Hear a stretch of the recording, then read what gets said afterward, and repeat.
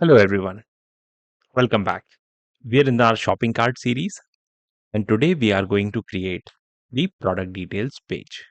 So this will be a very short video. It's a very simple component and page to create. Before we start in developing the page, let's understand and visualize the component that we are building. So this is how the component would look like. Here, whenever we click on a particular product, you will be taken to the product details page where we will change the URL to the corresponding product ID. By reading the product ID from the URL, we will fetch the product details from an API and showcase product image, product title, product description, product price, and an add to cart button. And this content that we see has to be properly displayed in a responsive manner.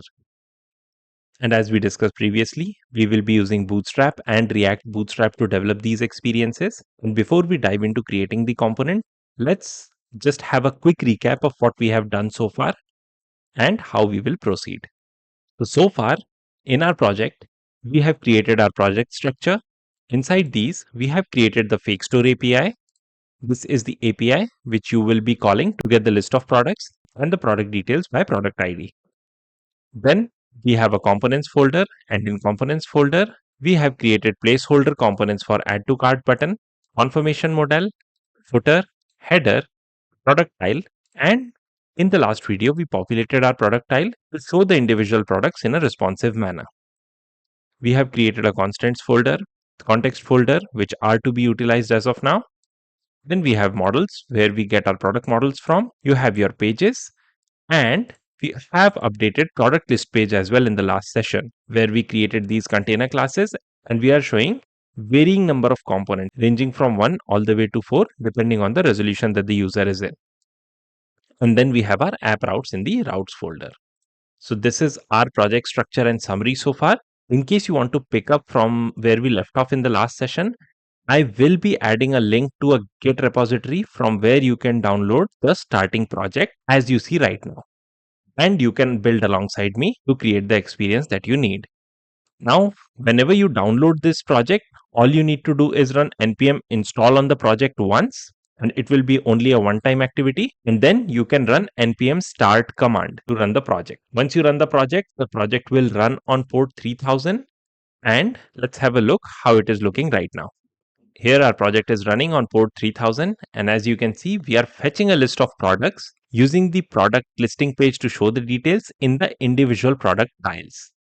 And whenever we click on view details page, you're redirected to the product details page, but right now none of the product details are being fetched.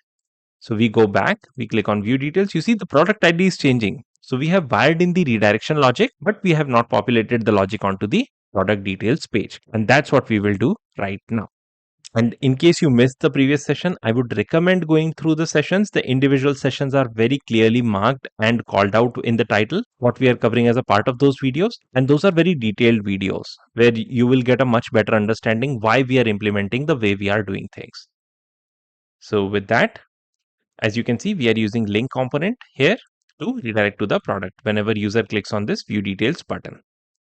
Now let's start populating the product details page. So right now it's a placeholder page that we see comes up whenever we go to the individual detail. Now let's think through how would you approach the development of a product detail page. First thing, you already have a product route parameter available. You already have the product ID available. We just need to fetch the product ID. Then based on that ID, we will fetch the product details or call the method that we already have defined in our service. Once the product details are available, we will populate that in a responsive markup. So let's start adding the logic to fetch the details. First, what we'll do, we need the product ID. So we'll start taking the ID from the useParam hook that comes out of the React Router DOM. The slightly longer way to do it would be params is equals to useparams. And here we are telling that we already have an ID param which would be of type string. And what you would do is then you would get the params.id. But since we know that we are already passing this ID, and this information you can see in the routing configuration. So this is the ID parameter which would be available whenever we are calling this. So instead you can directly destructure the ID from the useParams hook. Now, once we have the ID available, we would be fetching the product detail, and we need to set those product details back to a state variable. So product set product, and here we will use state coming from React, and this would be of type product or null. So we'll initialize this as null.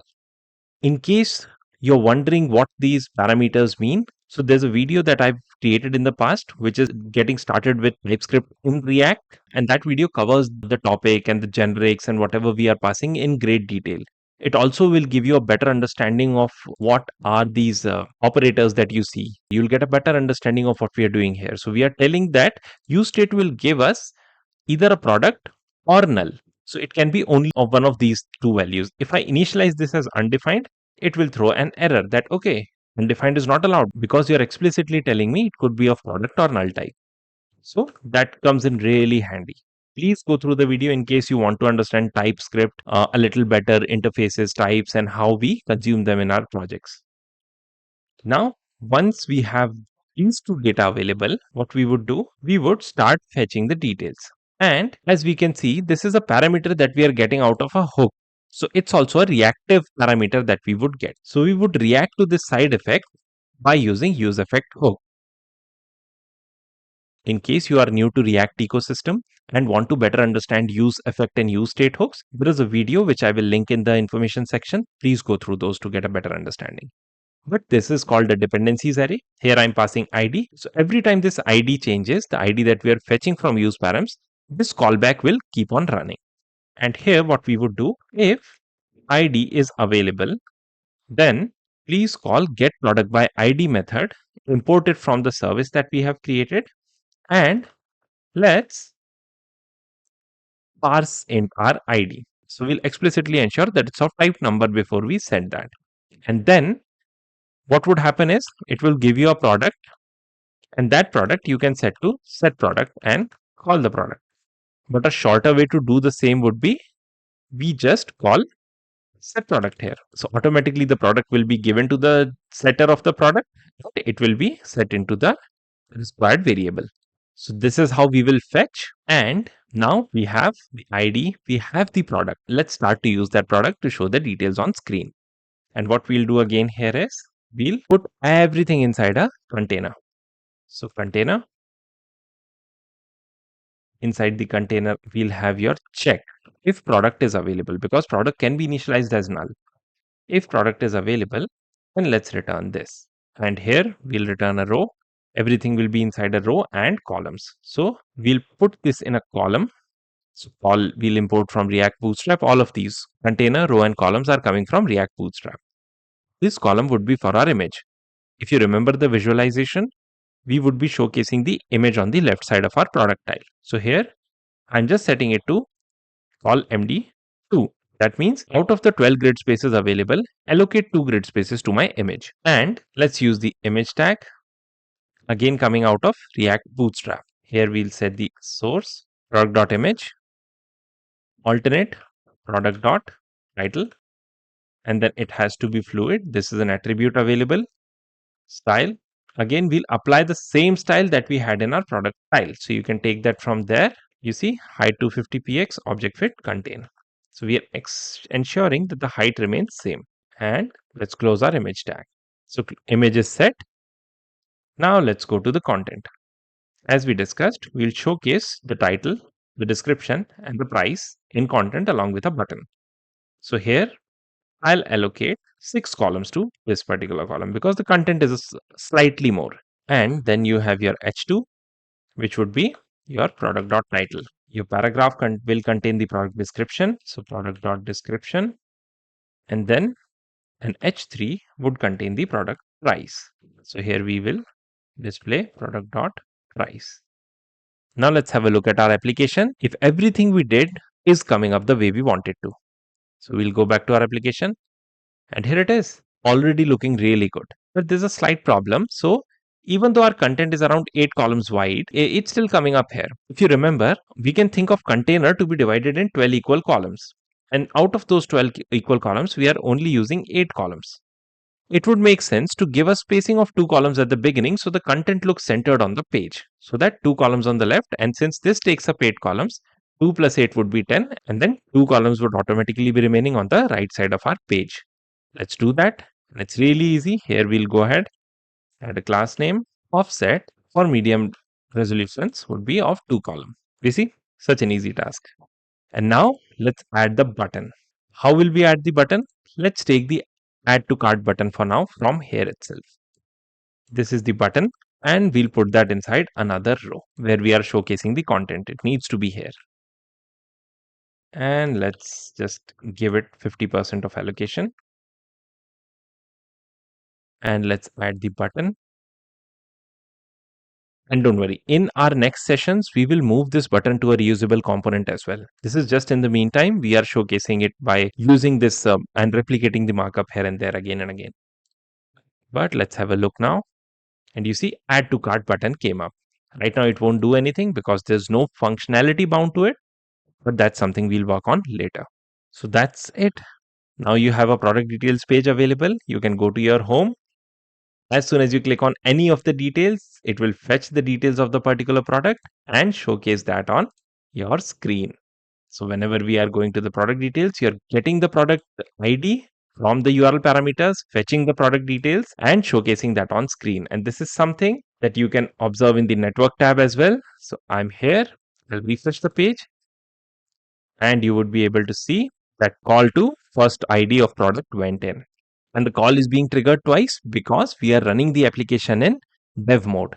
This is something that we have covered in one of our previous videos. In case you want to understand more, please go through the video. The chapter is marked appropriately. Now, in the next session, we will cover one of the requirements to move forward in the project. I don't want to have a very tightly coupled project where parent-child components are talking to each other and communicating through a root component. Instead, we will try to understand the useReducer hook, create the appropriate actions and the functions that we will use. So whenever you click on add to cart, an add to cart action will be dispatched, which will add the product to the cart. Similarly, you will have an option to remove the product from cart, and you will be able to add multiple products to the cart. That's what we will cover in the next session. For now, you are good to go. And you see it is responsive. So as soon as you go down below the medium resolution, everything becomes 2-column layout and it looks very good. So that's the advantage of using frameworks like Bootstrap. You don't have to write a lot of custom media query and code to make your application responsive. It's fluid by default, and that's really good.